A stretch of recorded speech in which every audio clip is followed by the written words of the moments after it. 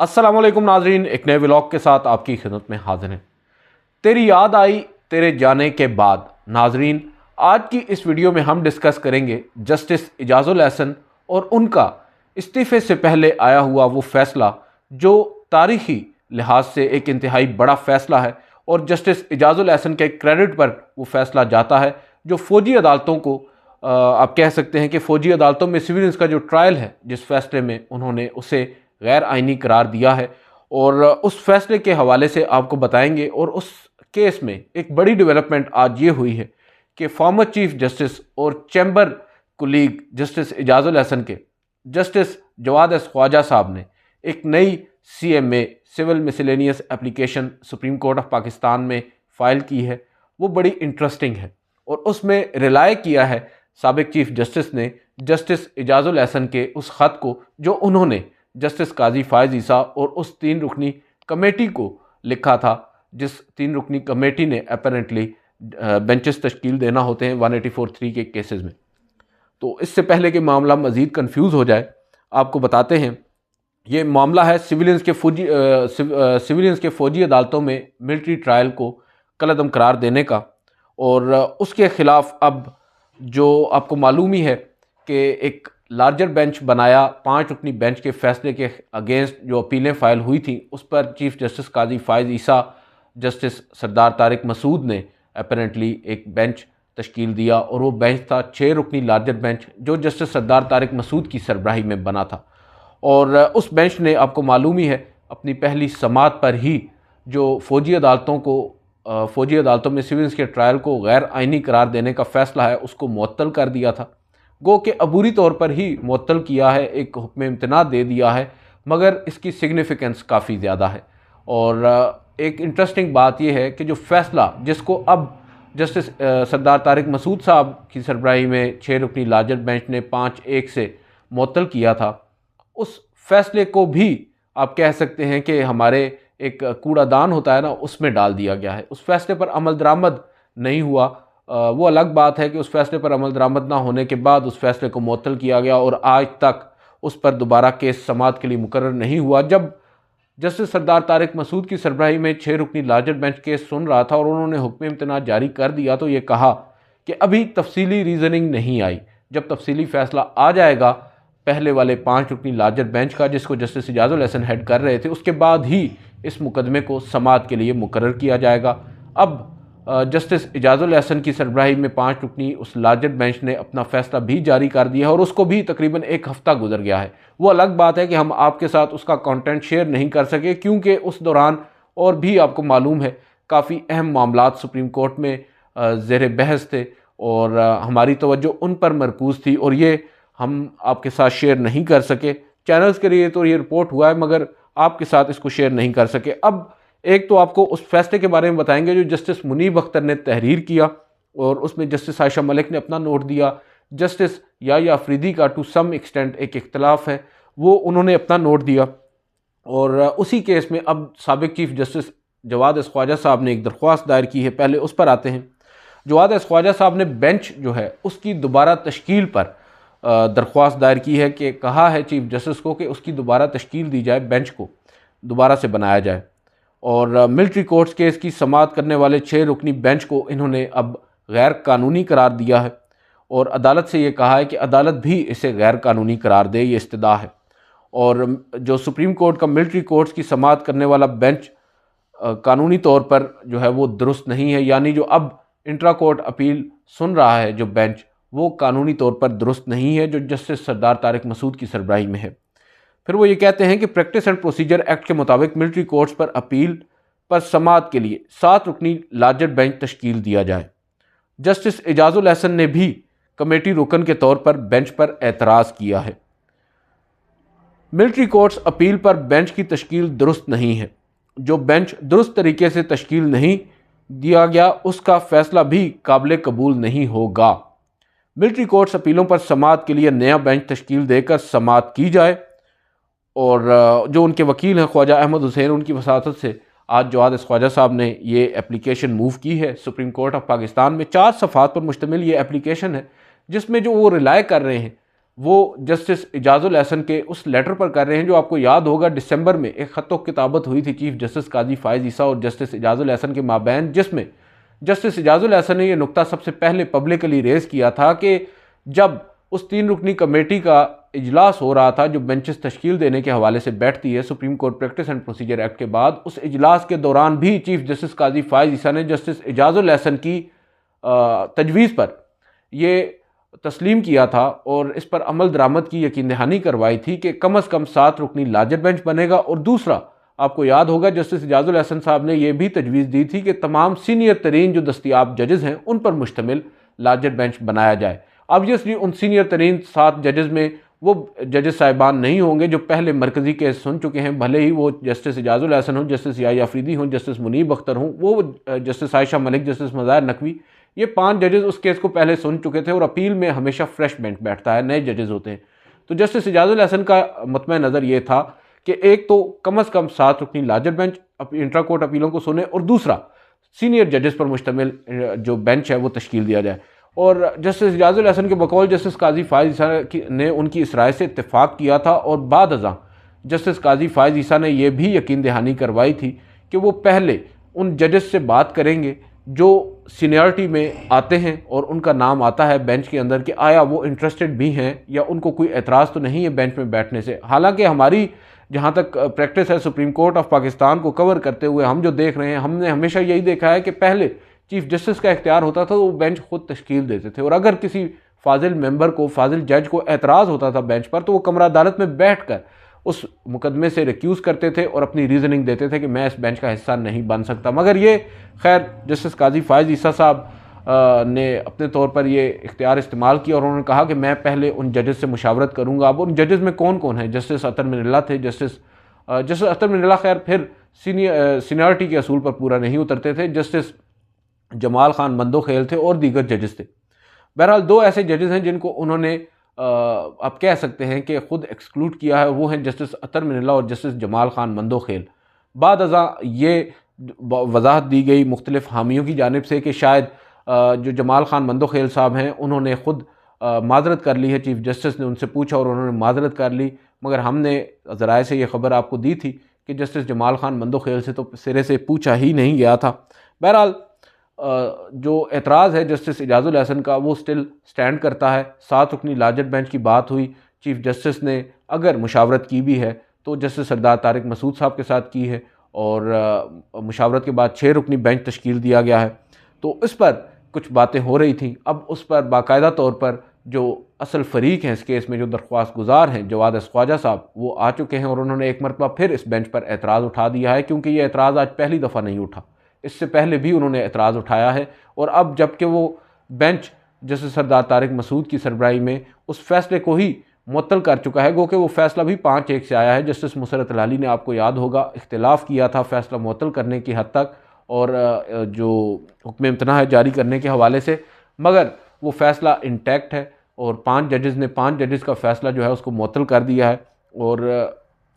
उसके बाद अब जो सुप्रीम कोर्ट ऑफ पाकिस्तान है, वो इंतज़ार ये हो रहा है कि क्या सुप्रीम कोर्ट ऑफ पाकिस्तान जल्द इस मुकदमे को समाअत के लिए मुकर्रर करेगी, क्योंकि अभी मैं आपको वो फ़ैसला भी पढ़कर बताऊंगा जो जस्टिस इजाजुल एहसन की सरबराही में उस 5 रुकनी लार्जर बेंच ने दिया और उस फैसले में क्या क्या तफसीलात बताई गई हैं। और अब उन तफसीलात के आने के बाद आया जस्टिस सरदार तारिक मसूद की सरबराही में जो 6 रुकनी लार्जर बेंच है, ये उस फैसले को सेट असाइड करता है या फिर ये फ़ैसला बरकरार रहता है। ये बहुत बड़ी बात होगी और तवक्को ये की जा रही है कि आइंदा आने वाला जो हफ्ता है, नेक्स्ट मंडे से किसी भी रोज़ इस मुकदमे को समाअत के लिए मुकर्रर कर दिया जाएगा। और अगर नहीं किया जाएगा तो फिर सवालात उठेंगे कि क्यों कर एक हुक्म इम्तना पर फ़ौजी अदालतों का जो सिविलियंस का जो ट्रायल चल रहा है उसको लटकाया हुआ है। और ये वो एतराज़ है जो माजी में जस्टिस काजी फायज़ ईसा भी उठाया करते थे जब supreme court practice and procedure act को एक हुक्म इम्तना के ज़रिए चीफ जस्टिस उमर अता बंदयाल, जो कि उस वक्त के चीफ जस्टिस थे, उन्होंने मुअत्तल कर दिया था और उस पर काफ़ी एतराज़ किया गया था। और अब इसी तरह एक फ़ैसला जो 5 रुकनी लार्जर बेंच ने दिया है उसे एक 6 रुकनी लार्जर बेंच ने मुअत्तल कर रखा है और तफसीली फ़ैसला आने के बावजूद उसको समाअत के लिए मुकर्रर नहीं किया जा रहा। अब तो तश्कील नौ भी हो चुकी है, यानी वो कमेटी जो supreme court practice and procedure act के तहत 3 जजेस पर मुश्तमिल होती है, चीफ जस्टिस और 2 सीनियर तरीन जजेस, उसमें भी अब तब्दीली आ चुकी है। जस्टिस इजाज़ुल एहसन मुस्ताफ़ी होकर घर जा चुके हैं और उनकी जगह अब सीनियरिटी में जस्टिस मंसूर अली शाह आते हैं। तो अब 3 जजेस जो हैं उन्होंने आपस में मुशावरत करनी है। आज का दिन था जुमेरात का, अभी तक हमारे पास इतला नहीं आई उस इजलास के हवाले से। जैसे वो आएगी वो भी आपके साथ शेयर करेंगे कि आज के इस इजलास में क्या फ़ैसला हुआ है। जुमेरात को आपको मालूम है इजलास होता है और उस इजलास में जो फ़ैसला होगा उससे मालूम होगा कि ये मुकदमा कब समाअत के लिए मुकर्रर हो रहा है, क्योंकि इसकी सिग्निफिकेंस काफ़ी ज़्यादा है। मेरे नज़दीक ये केस इस वजह से अहम है कि 104 लोगों की जो किस्मत है वो अब लटक रही है। एक तरफ फ़ौजी अदालतें हैं तो दूसरी तरफ हमारी एपेक्स कोर्ट है, सुप्रीम कोर्ट ऑफ पाकिस्तान है। अब शॉर्टली ज़रा गो थ्रू करते हैं जस्टिस मुनीब अख्तर के तहरीर करदा उस तफसीली फ़ैसले में जिसके ऊपर जस्टिस इजाज़ुल एहसन साहब के भी दस्तखत हैं और ये गालिबन उनका इस्तीफ़े से पहले आखिरी और बड़ा फ़ैसला है। वो ये लिखते हैं कि पहले तो सुप्रीम कोर्ट का जो 5 रुकनी लार्जर बेंच है ये वाज़ेह कर दें कि 23 अक्टूबर 2023 को इन्होंने अपना मुख्तसर हुक्मनामा सुनाया था और उसके बाद उस हुक्मनामे के अंदर सिविलियंस का जो फ़ौजी अदालतों में ट्रायल है उसे रोकते हुए 9 मई में मुलविस जो मुल्ज़िमान हैं उनके मुकदमात आम अदालतों में चलाने का हुक्म दिया था। जस्टिस मुनीब अख्तर ने अपने फ़ैसले की इब्तिदा लॉर्ड एटकन के 1941 के एक जुमले से की है। उन्होंने अपनी एक मशहूर ज़माना तकरीर में कहा था कि बरतानिया में बदतरीन जंग में भी कवानीन खामोश नहीं थे।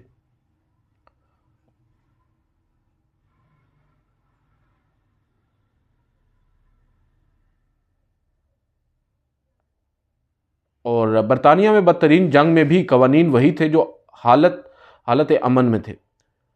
और उसके बाद वो ये कहते हैं कि सुप्रीम कोर्ट से बुनियादी हकूक़ से मुतालिक सवाल पूछा गया। अब आप इन पर ज़रा ज़ोर दीजिएगा जो वो बात कर रहे हैं जस्टिस मुनीब अख्तर, और मेरे नज़दीक ये जस्टिस मुनीब अख्तर की जानिब से लिखा गया एक बेहतरीन फ़ैसला है। उन्होंने बड़ा आप कह सकते हैं कि क्रिस्पी इसको रखा है और शॉर्ट रखा है और वाज़ेह रखा है, ब्रीफ है ये। वो ये कहते हैं सुप्रीम कोर्ट से पूछा गया कि आइन के तहत सिविलियंस का फ़ौजी ट्रायल हो सकता है। सुप्रीम कोर्ट से पूछा गया कि सिविलियंस के फ़ौजी अदालतों में ट्रायल पर आइन क्या कहता है। दरख्वास्त गुजारों ने सिविलियंस के फ़ौजी अदालतों में ट्रायल पर अदालत की राय मांगी। अदालत ने 23 अक्टूबर 2023 को सिविलियंस का जो फ़ौजी अदालतों में ट्रायल है उसे कलअदम करार देने का हुक्म दिया। तफसीली फ़ैसला जो अब आया है इसमें जस्टिस आयशा मलिक ने अपना एक 48 सफ़हात पर मुश्तमिल इजाफी नोट तहरीर किया है और जस्टिस याह्या अफरीदी ने अलग से अपनी राय दी है, क्योंकि उन्होंने जो आर्मी एक्ट की शिक्के हैं उनको कलअदम करार देने पर अपनी राय महफूज की थी। फिर फैसले में ये कहा गया है कि आर्मी एक्ट का जो सेक्शन 1967 है उसमें वो उस वक्त शामिल हुआ जब मुल्क में मार्शल लॉ नाफिज था। Colonel retired FB Ali case में जब सज़ाएं दी गईं उस वक्त मुल्क में अबूरी आइन था। 9 और 10 मई के 2 दिनों में फ़ौजी तनसीबात पर हमले किए गए, शोहदा के मुजस्मों को नुकसान पहुँचाया गया, कोर कमांडर के घर पर हमला हुआ। आला हुकूमती सतह पर यह फैसला हुआ कि मुलविस मुल्ज़िमान के खिलाफ फ़ौजी अदालतों में ट्रायल चलाया जाएगा। सबकी एक ही मुतहद आवाज़ थी कि ऐसे वाक़यात पर कानून हरकत में आना चाहिए। इसके बाद मुख्तलिफ थानों में FIRs दर्ज होना शुरू हुई। फ़ौजी हुकाम ने मुतलका दहशतगर्दी की अदालतों से रुजू कर मुतलका मुल्ज़िमान की हवालगी मांगी। नतीजे में 103 मुल्ज़िमान को फ़ौजी अदालतों में की हिरासत में दिया गया। अब यहाँ पर जो जस्टिस मुनीब अख्तर हैं उन्होंने इस जो नुक्ता है जो हुकूमत की जानिब से या जो हमारे मुक़्तदर हल्के हैं जिन्होंने ये फ़ैसला किया कि इन तमाम तर मुल्ज़िमान का, जिनकी उस वक्त तादाद 103 थी जो अब गालिबन 104 हो चुकी है, इनका ट्रायल फ़ौजी अदालतों में ट्रायल चलाया जाएगा। तो उस पर उन्होंने कहा कि हमसे पूछा गया कि बुनियादी हकूक़ से मुतल्लिक आप क्या कहते हैं, तो इन्होंने इसको बुनियादी हकूक़ के ख़िलाफ़ करार दिया। और दूसरा जो आइन के तहत सिविलियंस का जो फ़ौजी अदालतों में ट्रायल है क्या वो हो सकता है या नहीं, अब सुप्रीम कोर्ट ऑफ पाकिस्तान के 5 रुकनी लार्जर बेंच ने ये वाज़ेह कर दिया है कि ट्रायल नहीं हो सकता। मैं 5 रुकनी लार्जर बेंच इस वजह से कह रहा हूँ कि जस्टिस याह्या अफरीदी का जो इख्तिलाफ़ है वो इस हद तक नहीं है कि ट्रायल नहीं हो सकता। वो भी इनकी राय से मुतफ़िक हैं कि ट्रायल हो सकता है। जो फ़ौजी अदालतों में ट्रायल है सिविलियंस का वो नहीं हो सकता, मगर जहाँ तक वो 2 सेक्शंस हैं आर्मी एक्ट की, सेक्शन 2D1 और 2D12, इनको कलअदम करार देने के हवाले से जस्टिस याह्या अफरीदी साहब ये लिखते हैं कि जो सुप्रीम कोर्ट का FB अली केस का फ़ैसला है जो गालिबन 5 रुकनी लार्जर बेंच ने दिया था, उस 5 रुकनी लार्जर बेंच ने इन शिक्कों पर एक फ़ैसला दिया और इन्हें आइनी करार दिया, यानी इन्हें गैर आइनी करार नहीं दिया। तो अब यहाँ पर जो जस्टिस याह्या अफरीदी का इख्तिलाफ़ है, इसे एक नुक्ते पर भी वो इख्तिलाफ़ कोई मेरिट के ऊपर नहीं है, उनका इख्तिलाफ़ तकनीकी नुक्ते के ऊपर है। वो ये समझते हैं कि 5 रुकनी लार्जर बेंच को अगर सेट असाइड करना है तो उसके लिए कम अज़ कम 7 रुकनी लार्जर बेंच होना चाहिए, जबकि ये बेंच भी 5 रुकनी लार्जर बेंच था। पहले आपको याद होगा जब चीफ जस्टिस उमर अता बंदयाल के दौर में ये केस आया तो उनकी सरबराही में ही 6 रुकनी लार्जर बेंच बना था, मगर जस्टिस उमर अता बंदयाल साहब शायद इस केस को सही तरह से चला नहीं सके या वो चलाना नहीं चाहते थे, कुछ प्रेशर्स होंगे या कुछ भी होगा। बहरहाल उन्होंने वक्त होने के बावजूद इस मुकदमे को कंक्लूड नहीं किया और इस मुकदमे को पेंडिंग रखा। बाद अजान ज्यों ही वो रिटायर हुए, जस्टिस काजी फ़ायज़ ईसा, जस्टिस सरदार तारिक मसूद, जस्टिस इजाज़ुल एहसन पर मुश्तमिल 3 रुकनी कमेटी ने बेंच दोबारा तश्कील दिया, मगर उस बेंच में वही मेंबर्स शामिल थे जो पहले बेंच में शामिल थे, माँ सिवाय जस्टिस उमर अता बंदयाल के। उनकी रिटायरमेंट के बाद अब ये बेंच 6 रुकनी से 5 रुकनी हो गया और जस्टिस इजाज़ुल एहसन की सरबराही में 5 रुकनी लार्जर बेंच, जो पहले भी पाँचों जजेस बेंच में शामिल थे, उन्होंने एक ही रोज़ इस मुकदमे को सुना और अपना फ़ैसला सादर फरमा दिया। अब जस्टिस काजी फ़ायज़ ईसा से एक्सपेक्ट ये किया जा रहा था कि वो इसके ऊपर कम अज़ कम 9 रुकनी लार्जर बेंच बनाएंगे और अगर 9 रुकनी नहीं तो 7 रुकनी बनाएंगे और ख़ुद उस बेंच का हिस्सा होंगे। कुछ लोग ये मान रहे थे कि जस्टिस काजी फ़ायज़ ईसा क्योंकि माजी में ऐसी नौयत के एक मुकदमे में एक राय दे चुके हैं तो हो सकता है वो ख़ुद इस बेंच में शामिल ना हो, मगर जस्टिस जमाल खान मंदोखेल और जस्टिस अतर मिनल्ला इस बेंच का हिस्सा होंगे। जहाँ तक बात है जस्टिस मंसूर अली शाह की, तो आपको याद होगा जब पहले ये बेंच तश्कील दिया गया था तो 9 रुकनी लार्जर बेंच बना था, जब justice Umar Ata Bandial chief justice थे और he did a very fine thing. उन्होंने उस वक्त जस्टिस काजी फ़ायज़ ईसा, जस्टिस सरदार तारिक मसूद और जस्टिस मंसूर अली शाह को शामिल करते हुए 9 रुकनी लार्जर बेंच तश्कील दिया था और यूँ ही 9 रुकनी लार्जर बेंच तश्कील दिया गया, अगले रोज़ समाअत के लिए मुकर्रर था।